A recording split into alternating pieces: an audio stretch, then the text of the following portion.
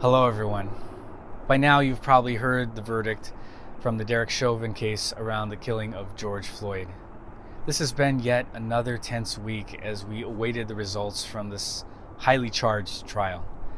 Now, for many of us, the coverage and feelings of this case and this trial harken back to the trial around the beating of Rodney King here in Los Angeles years ago.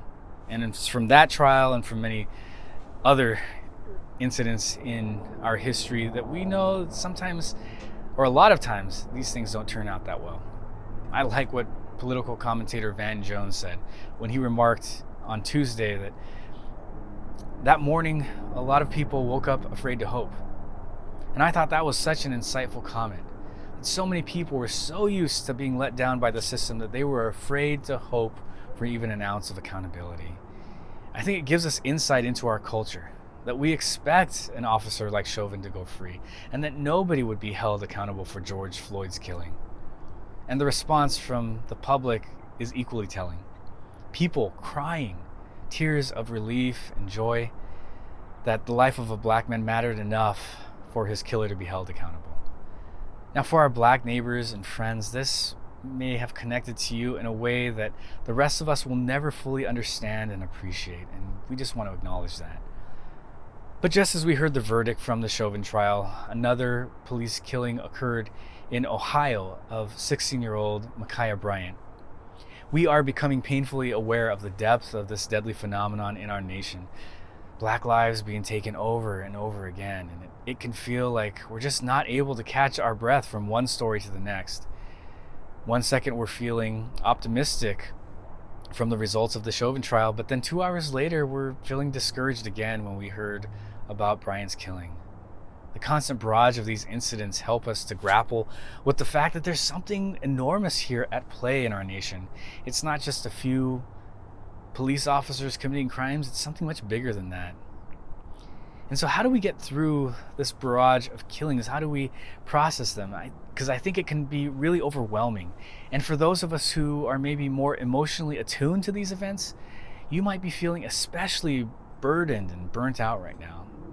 We've been grieving so much over the past year, and I think right now it's appropriate in the awfulness of the moment. But even grieving needs grace to sustain.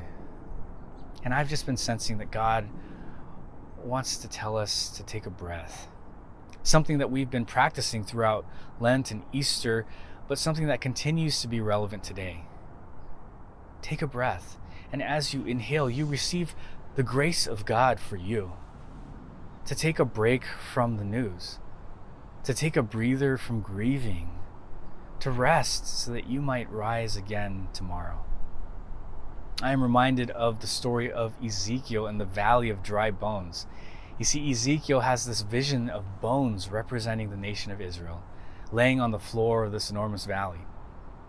God tells Ezekiel, prophesy to these bones. Tell them, I will put breath in you, and you will come to life.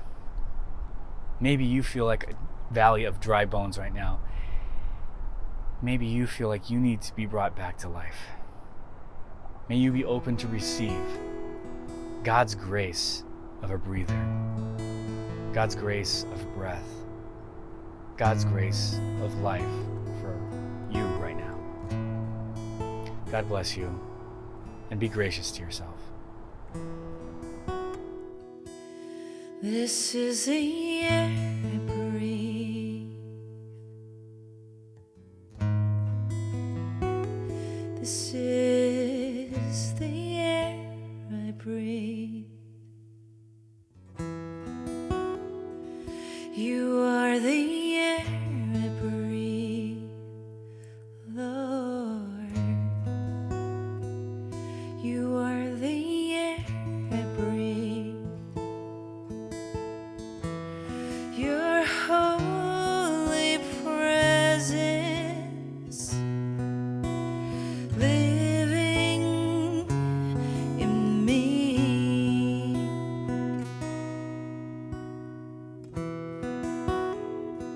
This is my daily bread. This is my daily bread. Your very word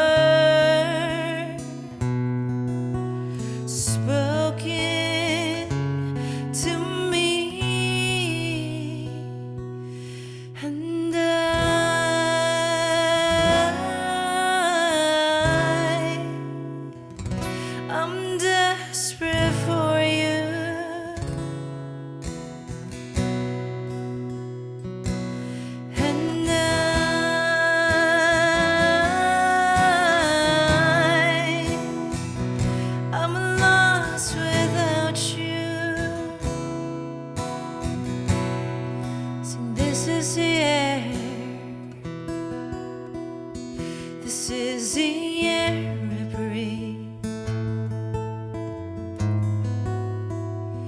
This is the air I breathe.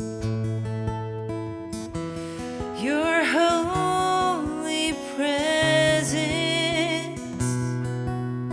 living in me. This is my daily bread.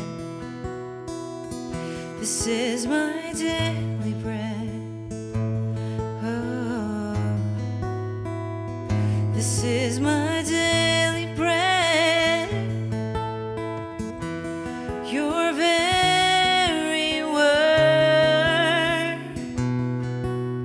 spoken to me, and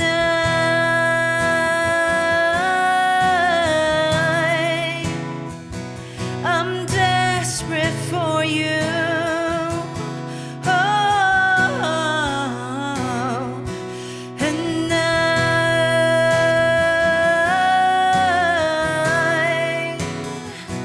I'm lost without you. I'm desperate for you, and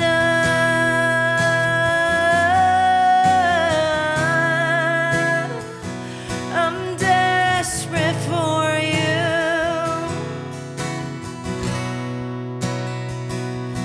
and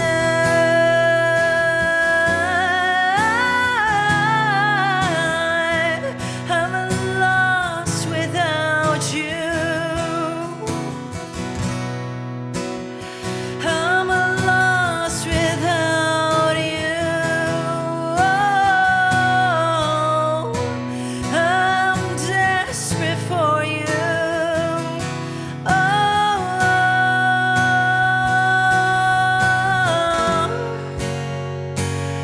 you are the air I breathe. You are the air I breathe. Your holy presence living in me.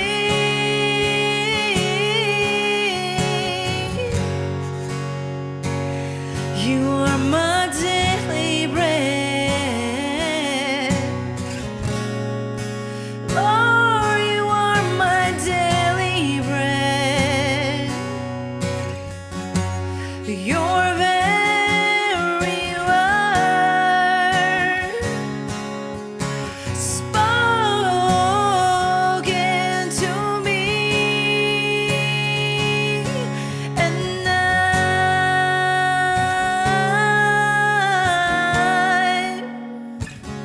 I'm desperate for you,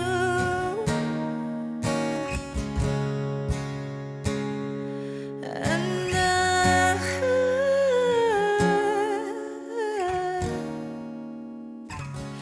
I'm lost without you.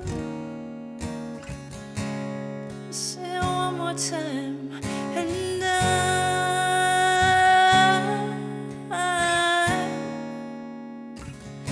I'm desperate for you,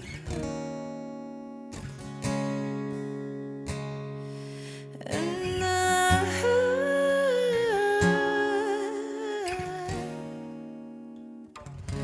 I'm lost without you.